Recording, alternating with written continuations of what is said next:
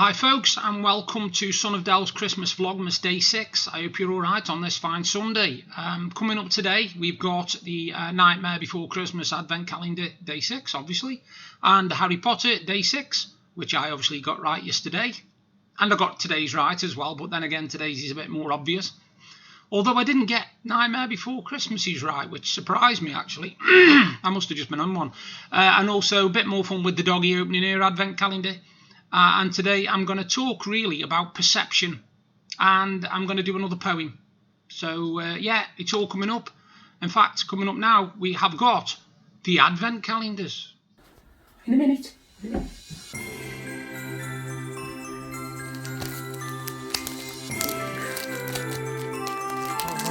what we got?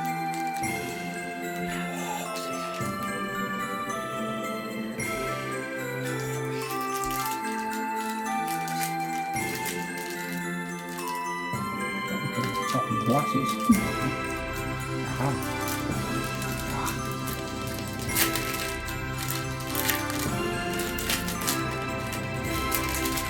One for me. Monkey with you, won't you?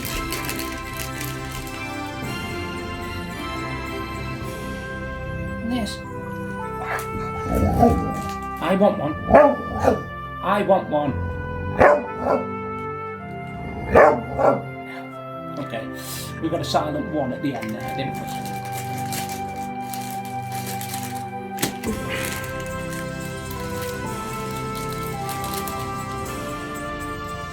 Are you moving it? Do this. Hold on, mate. Good.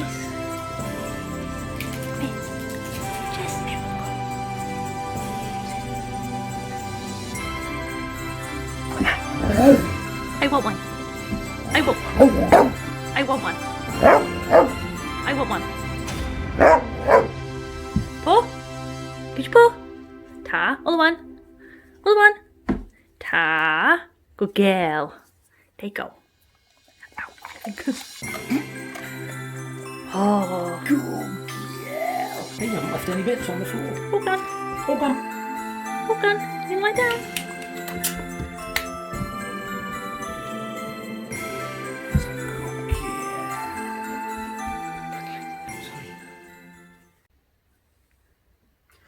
Hi folks, and welcome to day 6 of the Nightmare Before Christmas Funko Pop Advent Calendar. Yesterday's was Sally. Today's is going to be a weird shape actually. Oh, scissors. Try not to cut his leg off, whoever it is. Oh, I don't know what that one's called. She's got a book called The Scientific Method. I don't know where. It's Jack. Pardon? It's Jack.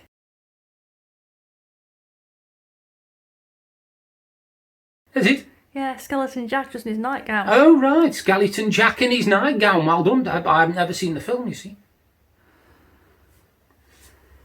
So that is door 6 of the Nightmare Before Christmas Advent Calendar.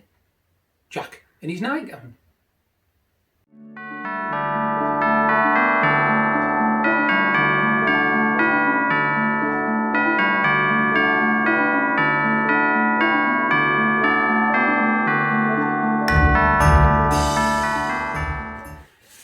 Here we go, folks. Harry Potter calendar, day 6. Yesterday was Minerva McGonagall, and guess who got it right? I haven't seen the film for a while. Toddy.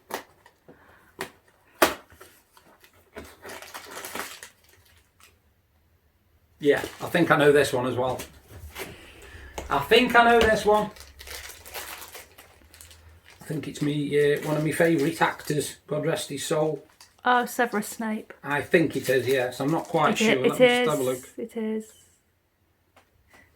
That's Is it Severus Snape? Oh no. Is it?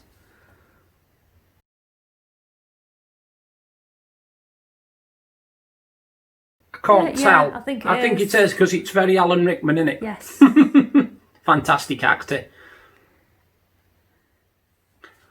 So, Severus Snape, door 6 of the Harry Potter mini Funko Pop advent calendar. Sorry, Pocket Pop advent calendar. She's watching your every and move. And the dog's watching my every move. Do you want to sniff? No, don't want it, that one. Good news for Deb, innit?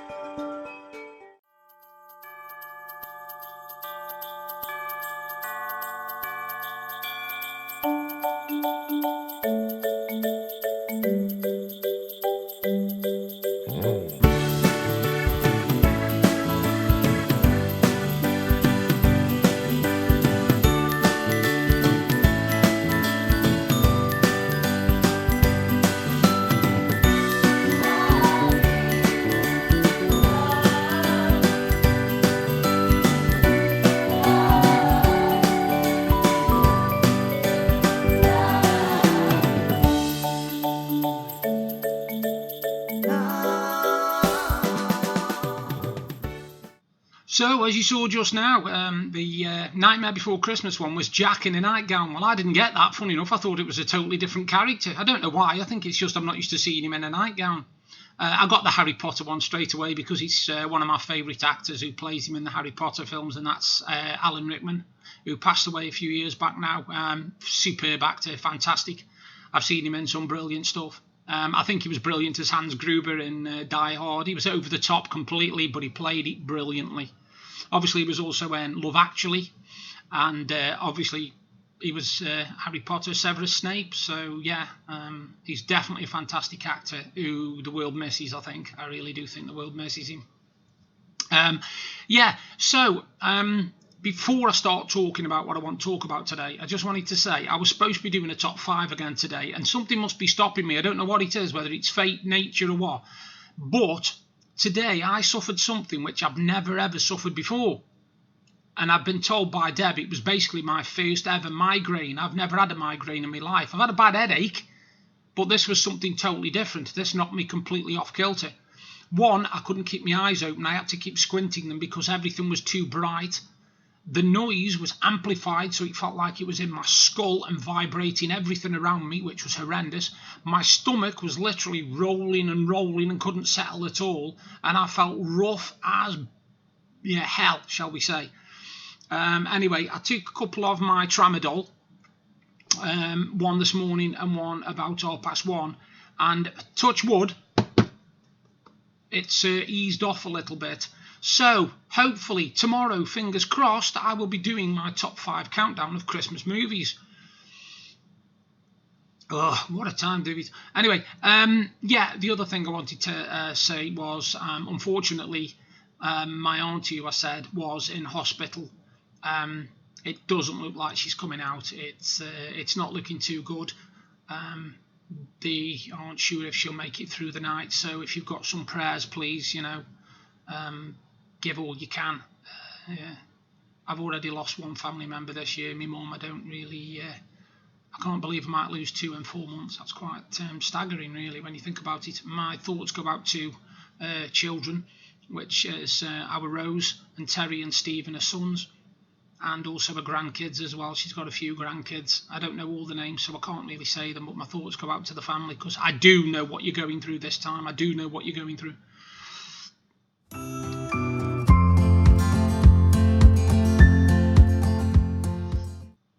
Yeah, what I wanted to talk about, to be honest, was perception.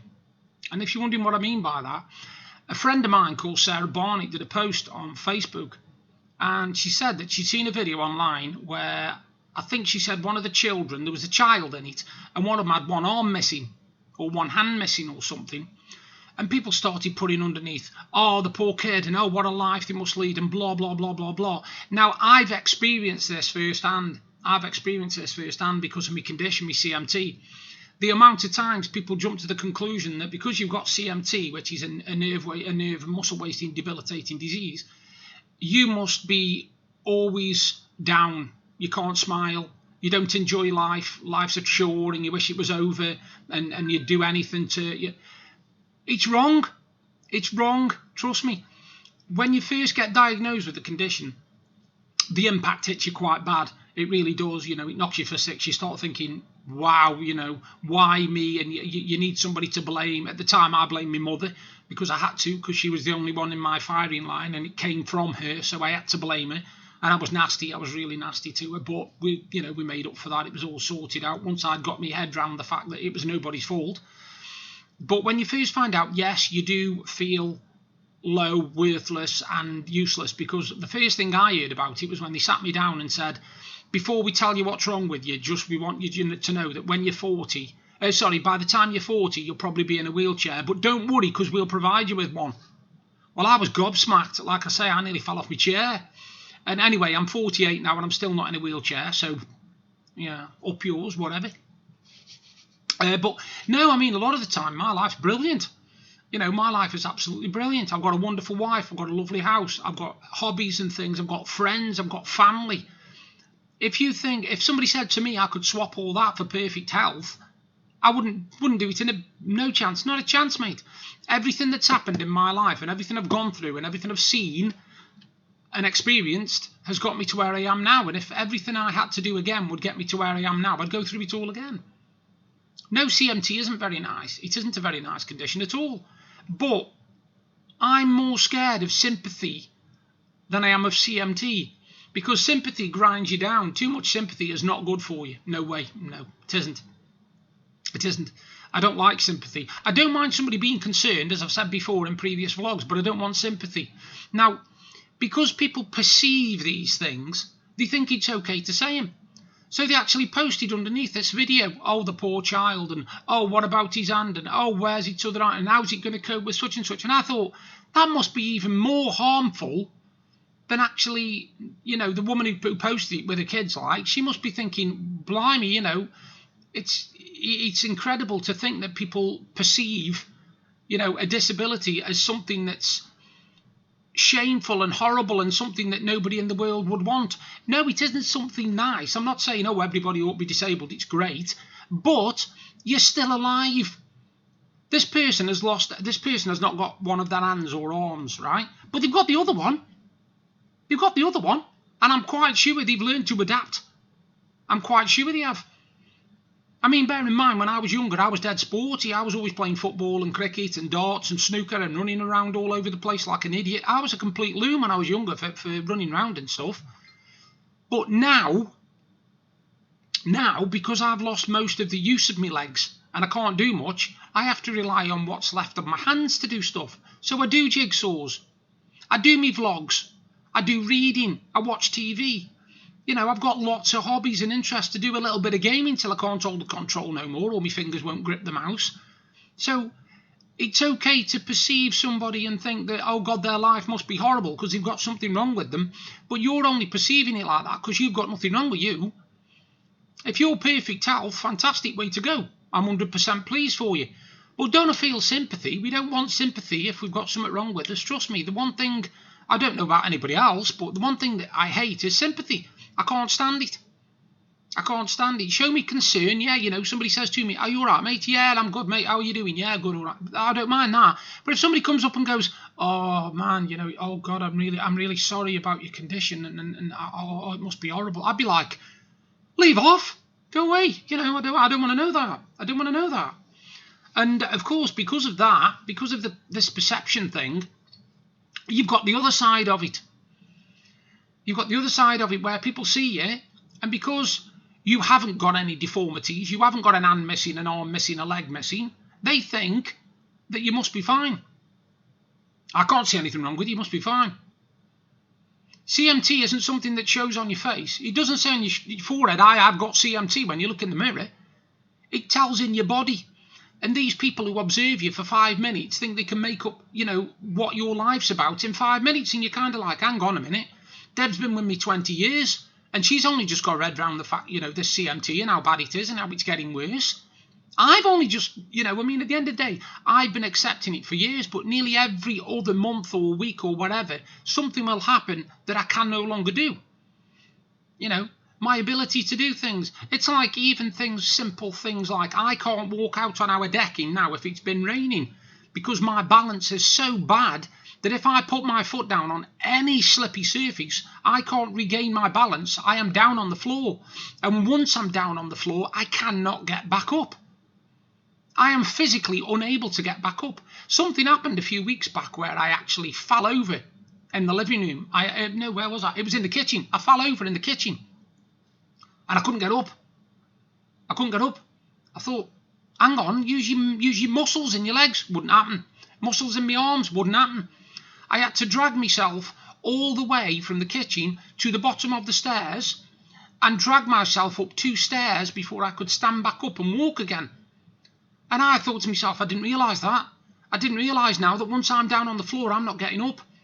I haven't got the strength to pull myself up off the floor. My legs and arms will not do it. So I get used to different parts of it every week. But I've still got my life. I'm still breathing. I'm still here. You know, I think of those poor unfortunates that aren't. Those people that have drawn the last breath.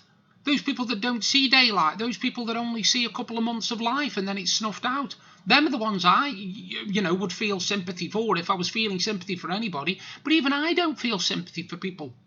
I feel concern for them. I don't believe in sympathy. Because sympathy is the kind of thing, don't get me wrong, the only time I would say I feel sympathy for anybody is if they've lost somebody. If somebody's passed away, then I'm sympathetic to how they're feeling. Do you get me? But I don't give them sympathy if they've got something wrong with them, because they don't want sympathy, trust me. They probably feel like I do. It's like being stabbed with a knife, sympathy is sometimes, it really is. But again, it's perception. People can look at me and see me on this vlog and think, oh, he's all right, he's just sitting there talking, he can't have anything wrong with him. I have to have 8 painkillers a day, plus I have my other medication for my other conditions. Now, if I came off them and didn't take my tramadol, then I would never in a million years be able to sit still for longer than 5 minutes. Because the horrendous pain that gets in your base of your spine and in your hips and in your arms and in your legs. But it's the tramadol that's at the moment, again, touch wood, is keeping it at bay. But I know if I stop taking those tramadol, I'll be in absolutely sheets of pain. Now, years ago, I had a test called a gastroscopy, which found out I had a bacterial infection called H. pylori. Now, I've been told that if I think I've got symptoms and I have to go through that again and have another test, I've got to come off my medication for 14 days before I can actually have a gastroscopy. 14 days without my painkillers and my thyroid medication and my gastroesophageal reflux medication. I can't imagine going 14 hours, let alone 14 days. I would be in absolute pieces. I'd probably be ill in hospital. I would probably be in hospital before the gastroscopy was due. So yeah, please, yes, show me concern. I don't mind that. But don't perceive me how you want to perceive me. Don't do that. I'd rather people ask me and say, how are you today? What you up to? What you doing? I don't mind that, because I can say, it's a good day, not too bad. My CMT's mild, not bad. Other days, oh God, it's bad today. I can hardly stand up and the pain in my back. I don't mind that. But you can tell by a person's tone of voice whether it's sympathy or whether it's concern, And it's all about, again, perception, perceiving what people perceive to be something. It's so easy to do, but it's also very hurting.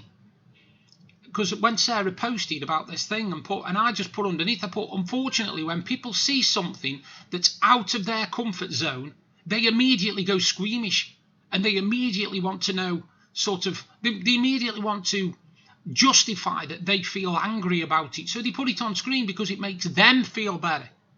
It makes them feel better because they might be sitting there in perfect health. And it's like a guilt trip because they're there thinking, I had a brilliant childhood, I was great, me at school, athletics champion or whatever. And then they see a little 4-year-old lad or whatever who's got his arm missing or his hand missing. So their sympathy materialises to that child because they are thinking, well, when I was that age, I was perfect health and that poor lad isn't. So he must be in real, really bad pain and it must be horrible for him. But he probably isn't. He might be thinking, I'm all right. I'm good. I can still do stuff. So I haven't got another arm, still got one. And believe it or not, that's why I'm doing a poem coming up in a minute. I'm definitely doing a poem coming up in a minute. See, this is the beauty about me actually staying live, if you like, and keeping things up to date. My wife has just sent me a message asking me if I'd seen a news story, and I hadn't. And to be honest with you, it just shows you what people are like in this world, in this country, and especially. Everybody knows that the lockdown, some of the measures were eased over since the 2nd and 3rd, and apparently people have absolutely flooded the streets to do the Christmas shopping. Flooded, and I mean there's no social distancing, there's hardly any masks being worn. There are literally hundreds of thousands of people doing the shopping on the high street. And I just thought to myself, I want to go downtown and do my Christmas shopping because I love Christmas shopping. I love going through all the places like the Debenhams and the bloody things like B&M, Home Bargains, Poundland, like I said, Debenhams, because we always sit up there and everything, Sainsbury's. We do all these places, go in M&S and have a look at their Christmas goods and all that sort of stuff. But I can't. And I've accepted that I can't. People must know that most of the stuff that they want, they can get online. So why would you risk your health and the health of all the rest of the people by going and flooding the streets with Christmas shoppers? Somewhere along the line, I reckon somebody came along one sunny day in March when everybody was asleep. And like Father Christmas delivers presents for the kiddies? Yeah. I think this was an alien spaceship. And what it decided to do, its planet was short of common sense. So it nicked everybody's on the planet and took it back to its own planet. So everybody now is walking around on this planet with no common sense. It must be something like that.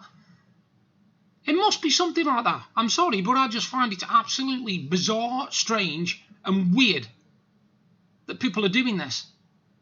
We know that lockdown measures have been lifted. We could easily catch a bus and go downtown tomorrow and do a bit of Christmas shopping. I'm not going out this house. I'm not going out this house. I can't believe it. It just it beggars belief. It really beggars belief. Anyway, I've got a poem coming up, so enjoy.